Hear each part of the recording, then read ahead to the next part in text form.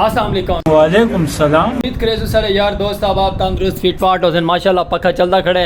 ते बिरात और ठंडी ठंडी हवा जड़ेंदा खड़े खूबसूरत है दुनिया ते खूबसूरत है व्लॉग ते सराकी कल्चर दी मिठड़ी बोली दी मिठड़ी ज़बान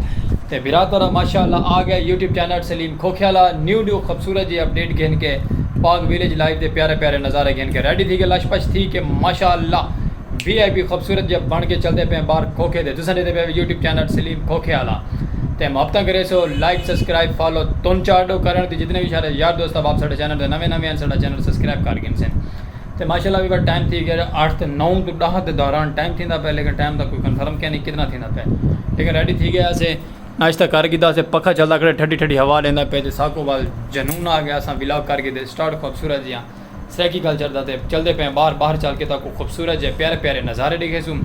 खूबसूरत जिया ट्रैवल करवेसू तो प्यारा जो इंजॉय करवेसू और ग्रीन ग्रीन पौधे ग्रीन ग्रीन दरख्त ग्रीन ग्रीन माहौल दिखेसू गर्मी का वीवर शिद्दत गर्मी की तो बिल्कुल लो थी नहीं पे कि गर्मी का वीवर एंड है चलो कोई गल नहीं ये भी तोहफा है सारे वास्ते गर्मियों का इंजॉय करें सर्दियाँ भी इंजॉय की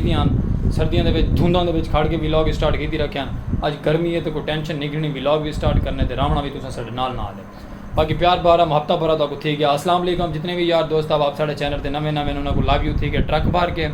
ते देश प्रदेश वाले सारे को हफ्ता भरा सलूट थी गया जिथा भी रहो तंदुरुस्त रहो खुश रहो हंसते बसते रहो तो बाकी तो ईद नेड़े आ गई है माशाल्लाह ये बाबा लेवल दी ईद वाल के वड्डी तो वड्डी ईद होंगी चलो माशाल्लाह सोहनी होंगी है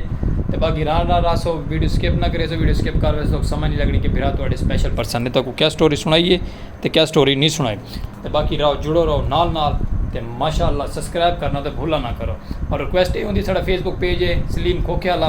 जो यूट्यूब चैनल पर सारी वीडियो नहीं देख सकता वो जल्द जल्दी मान के साड़ा फेसबुक पेज भी फॉलो कर छोड़े उतना भी माशाल्लाह साड़ा पेज तो खूबसूरत है प्यारे प्यारे लेवलदार वीडियो ये होंगी है लेकिन उतना फेसबुक वाले फेसबुक दे भी देख सकते हैं यूट्यूब वाले यूट्यूब दे भी सारी वीडियो देख सकते हैं लेकिन फ़र्क ये होंगे फेसबुक थोड़ा होट टाइप चल पैंती ये थोड़ी होट टाइप चलती लेकिन चलो कोई मसला नहीं बट तो जिमें अच्छा लगता तो उवें ही करना है ये नहीं आखना कि सलीम फिर तो आके तुम इंज कर नहीं तुम रहो माशाल्लाह यूट्यूब दे भी ते नाल फेसबुक पेज को भी फॉलो करके सो जल्दी जल्दी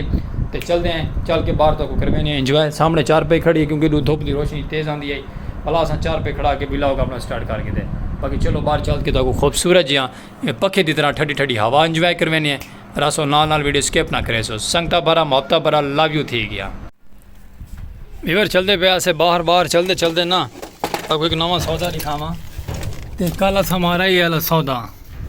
यानी कि कबाड़िया को गिदा एक गार्डर गिदे तो मैं कमाल का गार्डर तो बड़ा वजनी है लेकिन मैं चलो कि काम काज चाह वैसे ही तो थी पे भी हाथ तो नहीं लगता गर्मी बड़ी है ना हलदा ही नहीं संगत चलो कोई गल नहीं तो इतों दूर तो नज़ारा दिखा छुड़े ना तकरीबन कोई 11 फुट का है सगो कबाड़ च मिल गए VIP मैं कि चलो कोई ना कोई काम आ वैसे ले लेने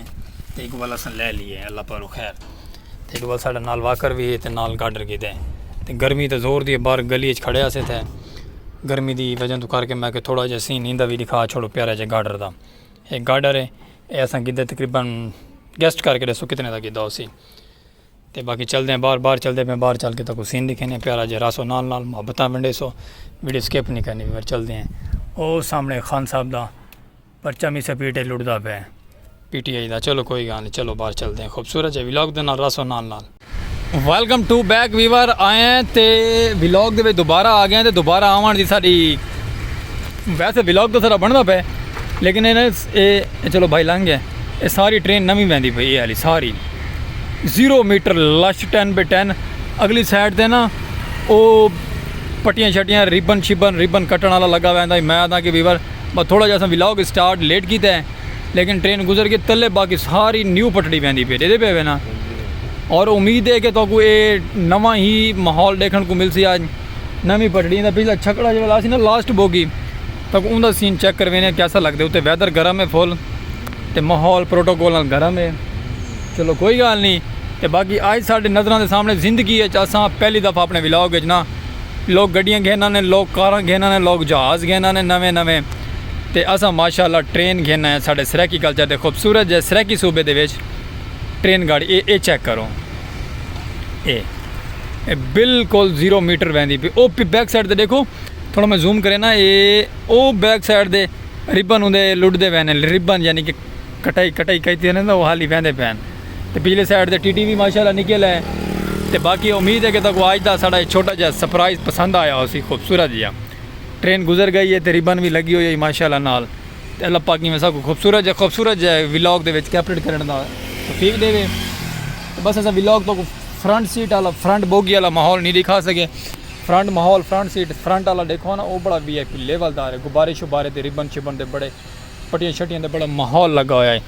सोना जा मुजाहिद मलंग मौलाना साहब हाजिर थी यूट्यूब के फैमिली मैंबर स्टार साहब। तो इन्हों का कोई इलम नहीं होता जिंदगी कितना गुजरती पे तो कितना नहीं गुजरती पे। बाकी राव नाल आवाम गुजरन लग गई। तो बाकी मिलते हैं खूबसूरत है अगले शॉट है।